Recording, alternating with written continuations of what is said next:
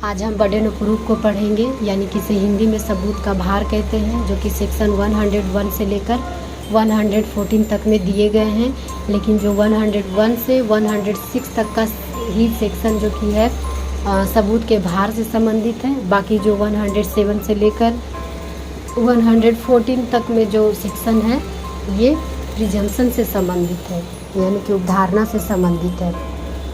सबूत के भार का जो परिभाषा है ये इंडियन लॉ ऑफ एविडेंस में कहीं भी नहीं किया गया है। बर्डन ऑफ प्रूफ कहते किसको हैं?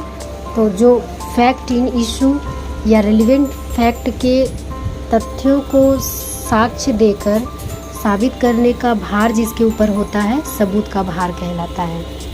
यानी कि सबूत के भार का सामान्य नियम यह है कि सबूत का भार उस पक्षकार पर होता है जो तथ्यों के सकारात्मक पहलू का दावा करते हैं। यानी कि लॉ ऑफ एविडेंस का ये जनरल रूल है कि किसी भी वाद को साबित करने का जो भार होता है ये वाद के उस पक्षकार पर होता है जो किसी तथ्य के सकारात्मक पहलू का दावा करते हैं। यानी कि बर्डन ऑफ प्रूफ जो होता है सकारात्मक पहलू का जो दावा करता है उसके ऊपर चला जाता है।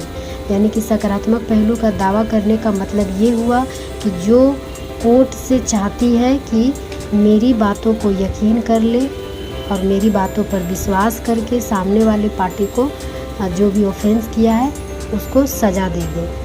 और इसके लिए ज़रूरी है कि जो बर्डन ऑफ प्रूफ है उन्हीं के ऊपर होगा जो कोर्ट को विश्वास दिलाए अपने एविडेंस के साथ। यानी कि बर्डन ऑफ प्रूफ उन्हीं पर होगा जो कोर्ट से चाहती है कि मेरी बातों को कोर्ट मान ले। इसे हम एक एग्जाम्पल के द्वारा समझते हैं। जैसे कि सी का जो भाई है जेड, ए ने उसकी हत्या कर दिया और सी यहाँ मुकदमा दायर करता है, तो यहाँ पे जो बर्डन ऑफ प्रूफ है वो सी के ऊपर चला जाएगा।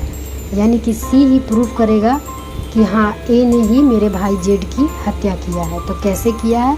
तो ये सी प्रूफ करेगा। यानी कि सी जो भी विटनेस लाएगा वही प्रूफ करेगा। यानी बर्डन ऑफ प्रूफ जो कि है सी के ऊपर चला जाएगा। एक एग्जाम्पल के द्वारा और समझते हैं। जैसे कि ए कहता है कि बी ने मेरी घड़ी चुराई है। यानी यहाँ पे ए को एविडेंस देकर साबित करना पड़ेगा कि हाँ बी ने ही मेरी घड़ी चोरी की है। तो कैसे की है? यानी कि यहाँ पे जो बी है उसको साबित नहीं करना पड़ेगा कि मैं निर्दोष हूँ, बल्कि यहाँ ए को साबित करना पड़ेगा कि हाँ बी ने ही मेरी घड़ी चोरी की है। तो आई होप कि आप लोगों को अच्छे से समझ में आ गया होगा।